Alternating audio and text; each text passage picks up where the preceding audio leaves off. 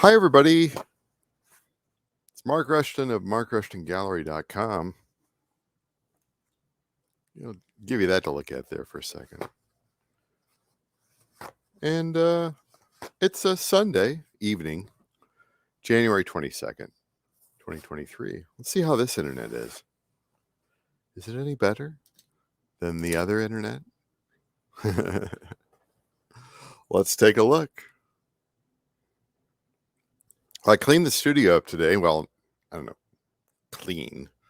It's better. I dejunked it a little bit. Took all the stuff off the surfaces and wiped them down. It wasn't that dirty. It didn't need to be vacuumed. I keep it fairly clean, but I keep it fairly disorganized. I did a little consolidating and, well,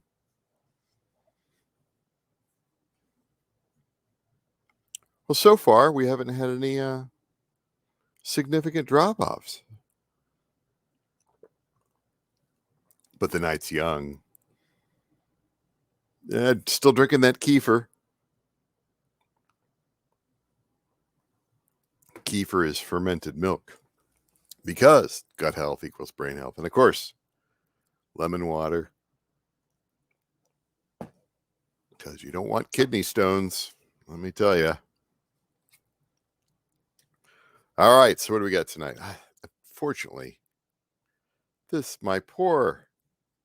I've got to figure out something to do. I got to put this on a blowtorch or something.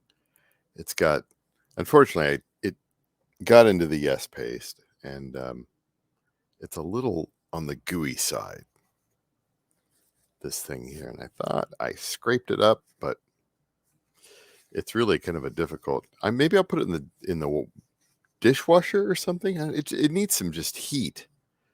It needs to good washing and scrubbing, maybe acetone. I don't know. We're not going to be using the Pooley printer tonight here. I'm going to be working on another book painting, kind of like this one here. I really liked how this turned out. It was super fast, fairly minimal, and I liked how it turned out. So that's not quite going into the catalog yet, but soon. And put this off to the side here. Now, what I have as far as tape was concerned,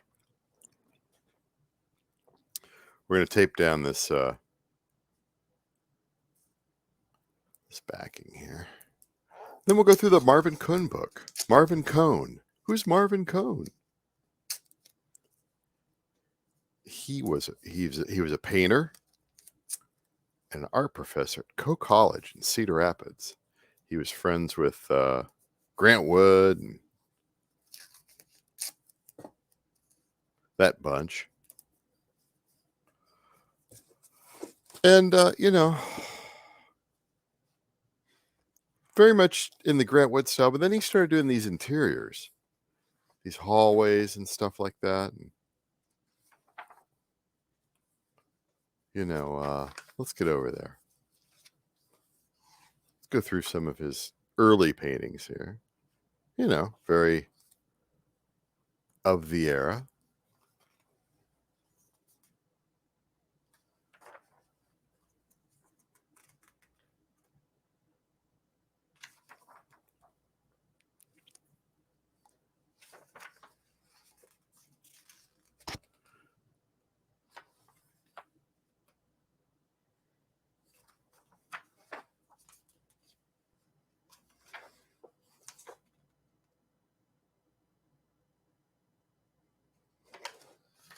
Can you see everything there? There we go. And we get to the tons of these here.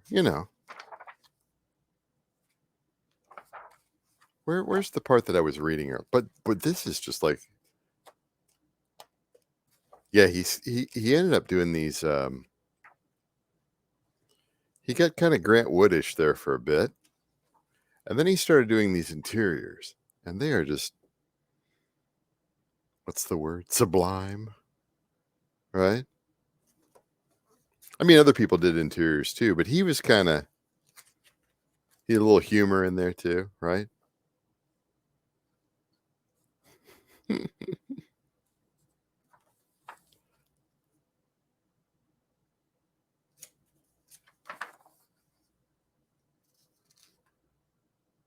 branching out into abstract. Of course, you're doing interiors with doors opening.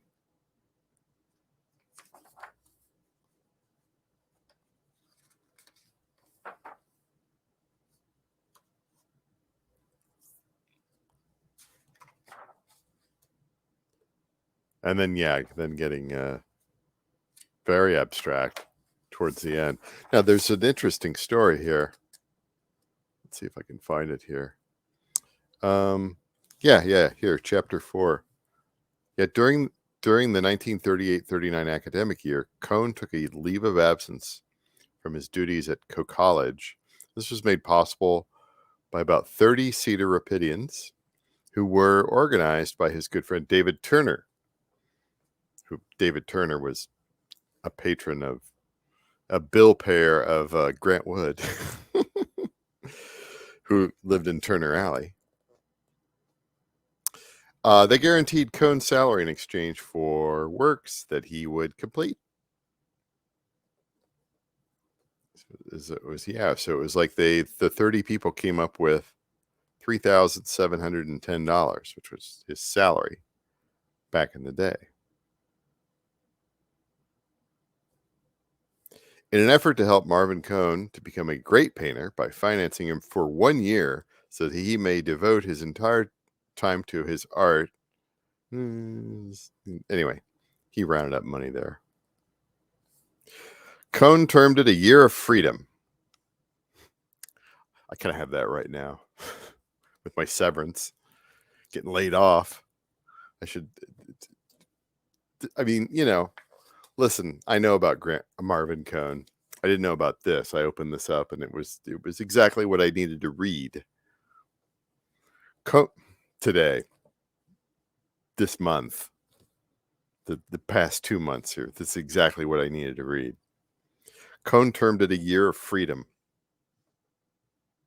and the opportunity proved a tremendous catalyst to his painting. It would also be the only time that he would be able to devote an uninterrupted year to his work. Thank your lucky stars, right? Cone was always grateful to the community for making this possible.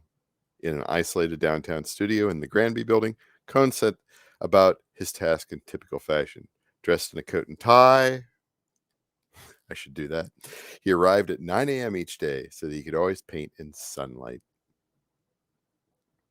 This pattern continued from August 38 to May 39. Even his best friends did not know his studio's location. Oh my God, I'd love that. Marvin and his wife Winifred then traveled for 2 months to Mexico, where he found an environment very much to his liking. He completed 16 works that were included in his highly publicized and successful November 1939 auction, the Cedar Rapids Art Association.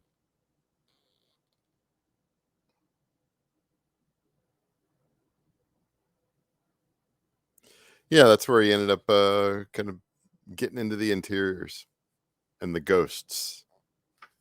I showed those to you.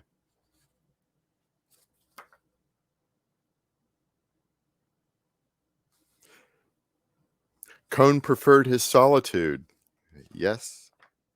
So it is logical that he would become fascinated with the abstract qualities of interior architectural spaces, the geometric measured progression of the stairs, and the formal shapes of windows and doors, just as Milton Avery and Charles Steeler were attracted to the subject.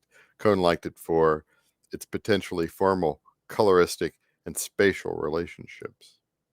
This desire to change his subject matter suggests Cone was not guided by a philosophy of cultural isolationism. Unlike Benton, Curry, and Wood, he recognized the limitation of dealing with an isolated segment of geography in lieu of more universal subjects. That's another way of saying that Marvin Cone went with the flow.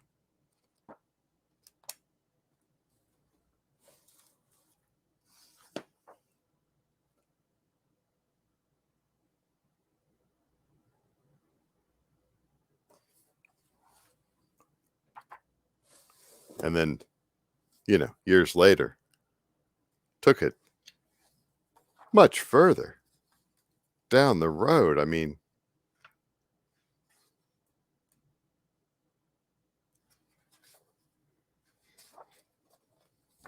anyway,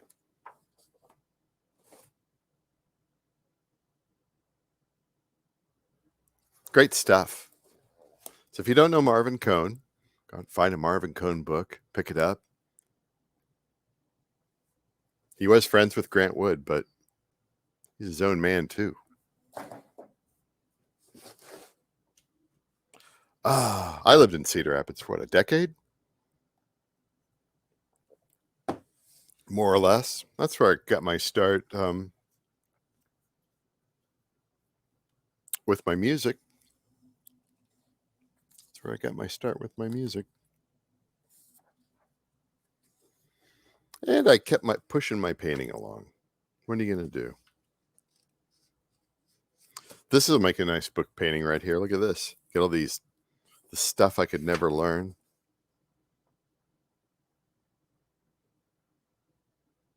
Look at that. And I read these pages and I'm just like, no wonder I was so terrible at math. I mean, I did get to algebra 2, but it was a struggle.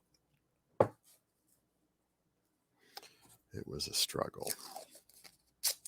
And then the teachers, they didn't want to, like if you struggled with it, they weren't going to slow down because, you got to keep up with the class. But most of the class was struggling, as I remember it anyway. Maybe I'm remembering it differently. Who knows? Who cares?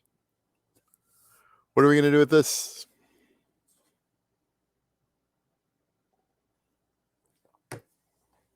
Started off with, of course, my favorite mid-tone.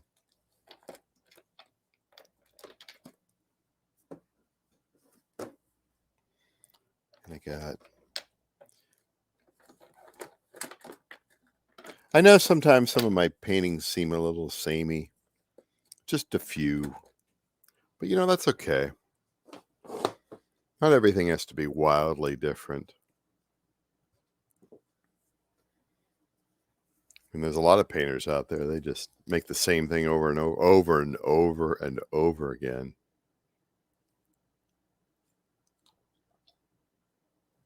We're running out.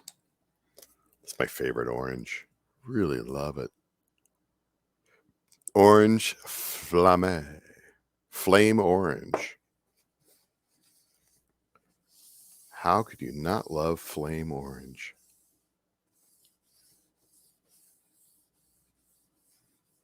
Kind of reminds me of iodine,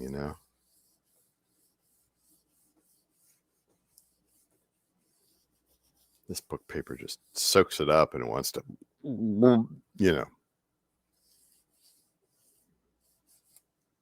That's good. That's about all we'll need of that. What's the next direction that we go in?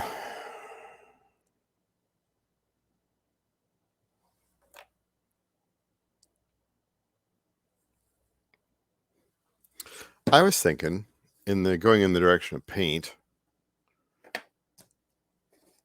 a little bit of ink, and then a bunch of paint.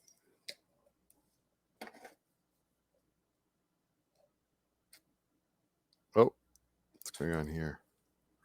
A little problem here.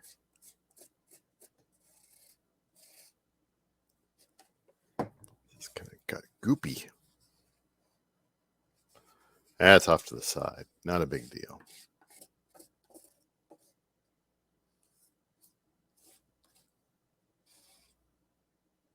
So yeah, I needed to read that about a year off.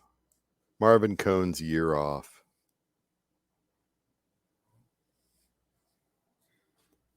The locals bandied together and bought him a year off so he could go paint.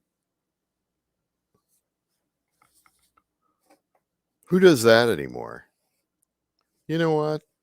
I'm going to get 30 people in the town together. At least 30 people in the town together. And How much do you get paid? $3,700 a year. Now, wait a second here. Wait a second. Wait, real quick. I'm going to, real quick here. West Egg inflation calculator. I'm going to find out how much money was that? Inflation calculator. So let's say it was $3,800. I mean, I'm just, 1938. That would be $81,000.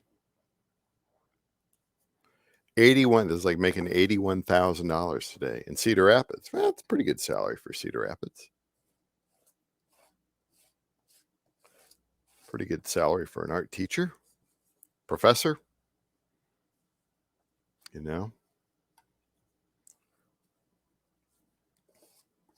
It was the Great Depression.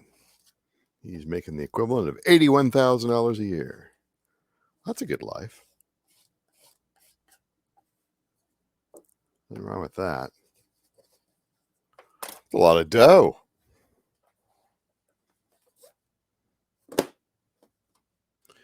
What else we got in here?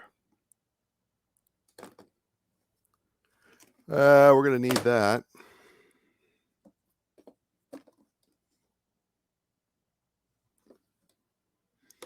I like these lighter colors, Last night I kind of did the pale and the green. I don't think I need to go dark. What's going on here? Problem with the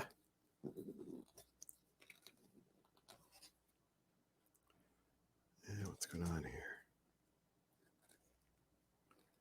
This is seized up solid. I don't have one of those. I don't have a dental pick. And this thing doesn't want to screw off. Screw off. Maybe I got something. I think I have a pin over here. I think I got a pin. Get your pin right here. Or screw. Whoa. Hold on here. There you go. Let's try this. Let's try it with a nail. Try it with a nail here. It's good to have a nail around. Oh man, that is like lodged in there. Put this back in the nail container here.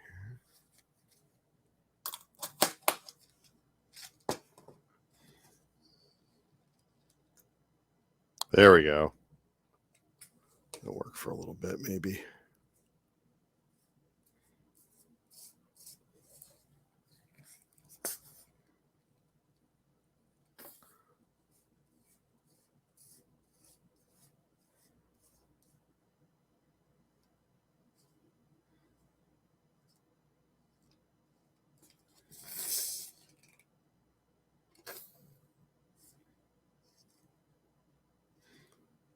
Don't I have the funniest shtick?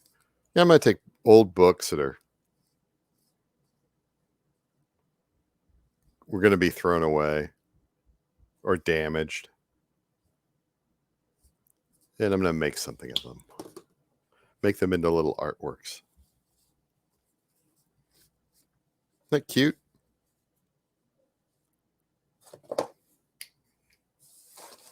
That's kind of cute.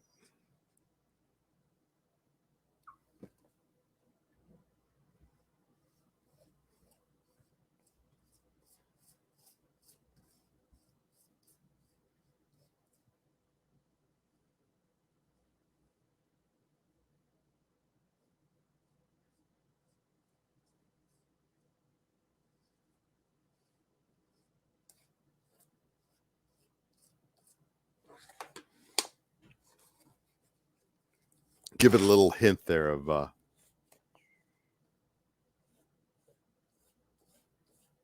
maybe. Show a little leg,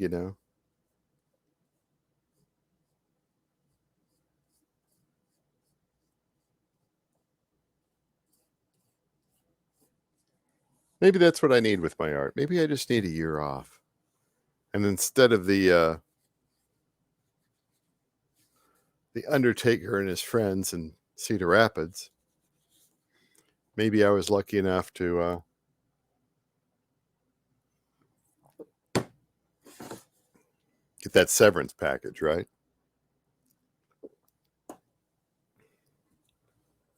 Why do you think I come on here every single night and paint?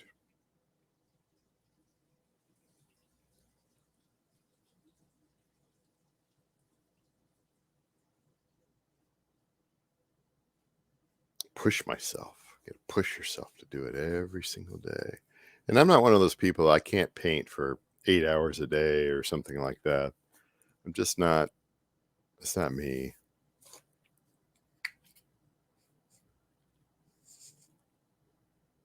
I can do the day job for 8 hours a day. Not a problem. Art,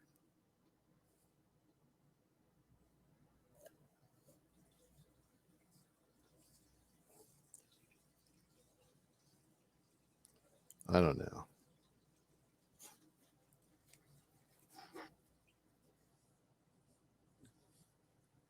Who is a friend of mine turned me on to Anthony Trollope, the British novelist from the 19th century. And I started reading one of his books recently. It's just like, it's just like, it's like Jane Austen, but very, you know, dense characters. He really spells it out. Anyway, Trollope would write apparently would write every single morning, carved out time, and just did it. Just did it. Did the painting. All right, sorry, did the writing. Did the writing.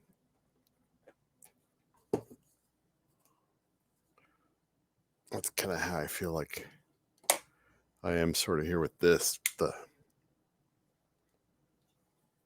turn on the video and other things too. I've got, when you're painting, you're not just painting. You clean the studio up, and what the hell am I going to do with all this crap?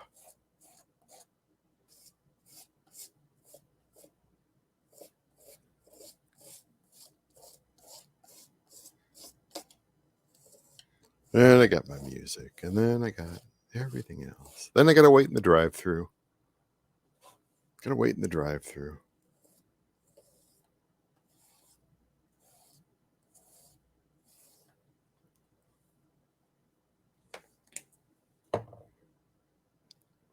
Got to wait. Wait to hear back from the recruiter, HR, whoever.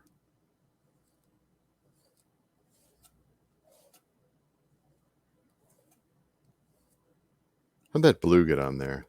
That's disturbing me.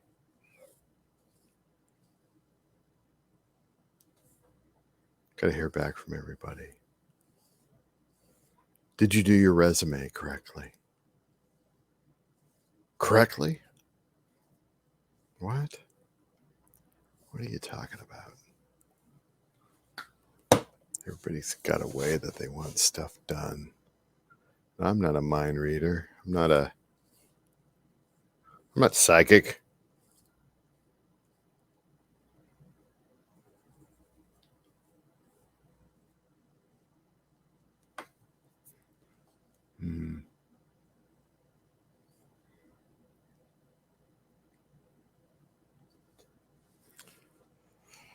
I'm not psychic.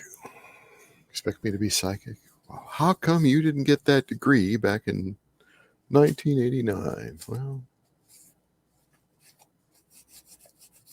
things change, guys. Things change. Stuff happens.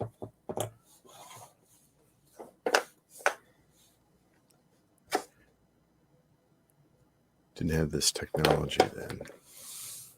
You know?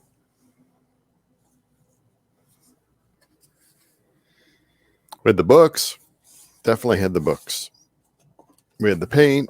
Could have worked small. Why didn't I work small?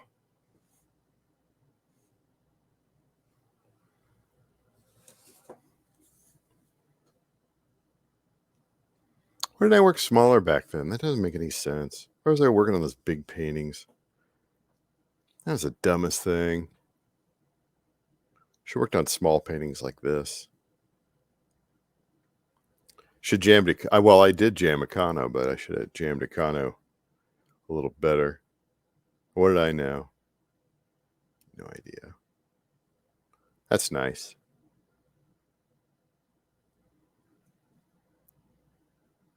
Get that orange backing.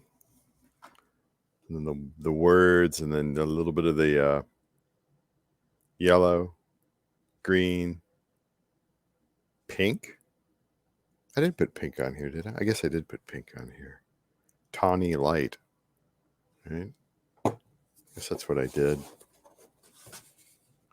And I like how the words kind of seep through.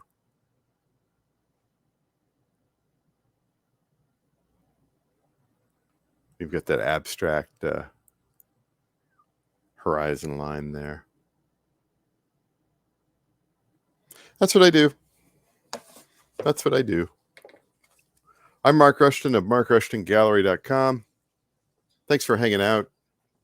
Talk to you later.